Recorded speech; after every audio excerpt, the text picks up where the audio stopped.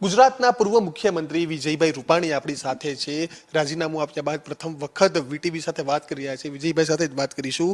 વિજયભાઈ, છેલ્લા એક અઠવાડિયામાં જે સંયોગ બન્યો, કઈ રીતે જુઓ છો આપ? એટલે હું બહુ સ્વાભાવિક જોઉં છું. આ કોઈ બહુ ભૂકંપ થઈ ગયો કે બહુ મોટું ચમત્કાર થયો છે કે આશ્ચર્યજનક છે એવું નથી. 5 વર્ષ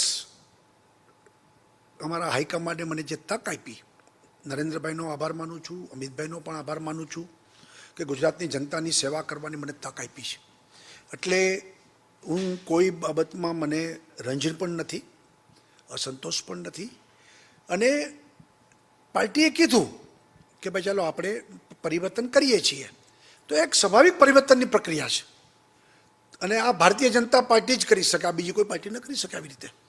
અને મને હાઈકમાન્ડનો આદેશ મળ્યો, મેં એનું પાલન કર્યું છે અને રાજીનામું આપ્યું છે.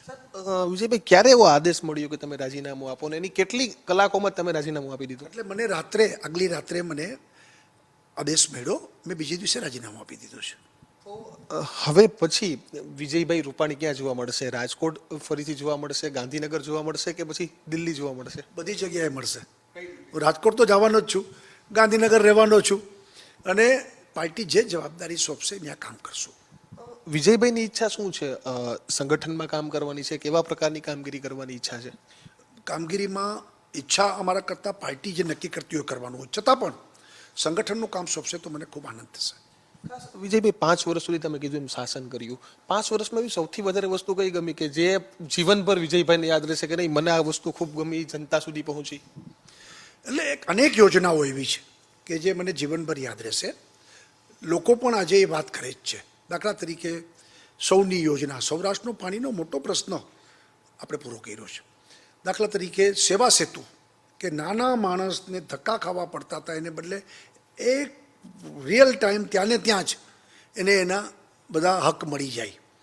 દાખલા તરીકે આપણે ઓનલાઈન બધું કર્યું, કરપ્શન ન થાય એટલે એને આપણે દૂર કર્યું, ઓનલાઈન કર્યું, સીએમ ડેશબોર્ડ બનાવ્યું, આવું ઘણું બધું છે. સૌથી ખરાબ સમય કયો પસાર થયો આ 5 વર્ષમાં? ખરાબ સમય તો ન કહેવાય, પણ પડકારરૂપ સમય કોરોનાનો હતો કે 1.5 વર્ષ જે કોરોનામાં, એમાંય સેકન્ડ લેયર, એ ખૂબ, કારણ કે મારા ઉપર ગુજરાતની જવાબદારી હતી. ગુજરાતને વધુને વધુ સલામત કેમ આપણે રાખવું એ મારે કરવાનું હતું. અને ત્યારે મેં કોરોનામાં કાળમાં જે કામ કર્યું છે એ પડકારરૂપ હતું.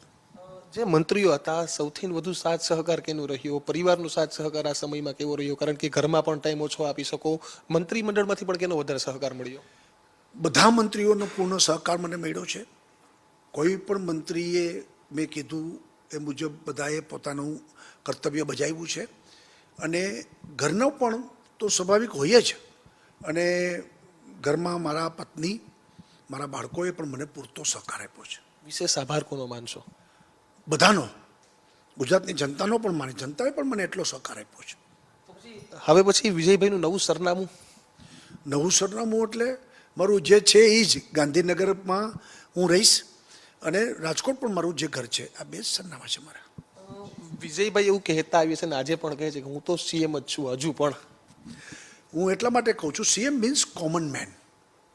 કોમન મેન પહેલાં પણ હતો, સીએમ બન્યો ત્યારે પણ મેં મારામાં કોઈ બદલાવ નહોતો લાવ્યો.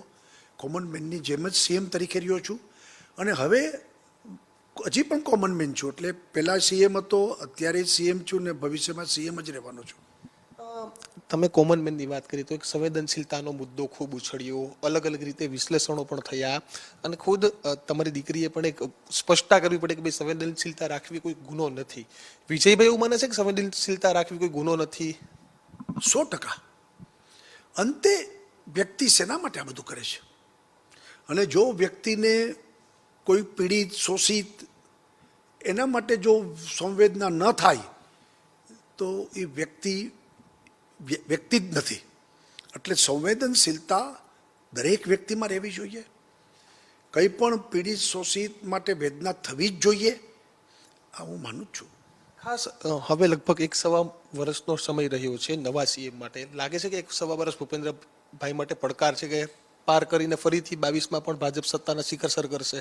મેં ધારાસભ્યોની મિટિંગમાં મારા ભાષણમાં કીધું હતું કે આ વિક્રમાદિત્યનું સિંહાસન છે.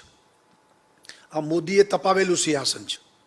સિસ્ટમ મુજબ જે કામ કરશે તો ચોક્કસ સફળ થશે, એમાં કોઈ મને શંકા નથી. ભૂપેન્દ્રભાઈ પણ સફળ થશે. 22માં કેટલી સીટો આવશે? કારણ કે 2017માં ટાર્ગેટ મૂક્યું હતું 150. વિજયભાઈએ જ કહ્યું હતું કે યુપીમાં 300 અને ગુજરાતમાં 150.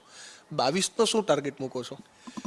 અમારા પ્રદેશ અધ્યક્ષે 182નો ટાર્ગેટ આપ્યો છે, અને જો બધા કાર્યકર્તાએ ખંતથી લાગશે તો પરિણામ આશ્ચર્યજનક હશે. 182 આવશે. આશ્ચર્યજનક હશે. બિલકુલ. તો આ હતા ગુજરાતના પૂર્વ મુખ્યમંત્રીના હાલના સીએમ એટલે કે કોમન મેન, કે જેનું કહેવું છે કે 22માં પણ આશ્ચર્યજનક રીતે છે તે વિજયી થશે અને હાલ સરનામું ગાંધીનગર હશે, પરંતુ જોવા દિલ્હી, ગાંધીનગર અને રાજકોટ તમામ જગ્યાએ મળશે. કેમેરા પર્સન દશરથ ઠાકોર સાથે દીક્ષિત ઠકરાર, વીટીવી ન્યૂઝ, ગાંધીનગર.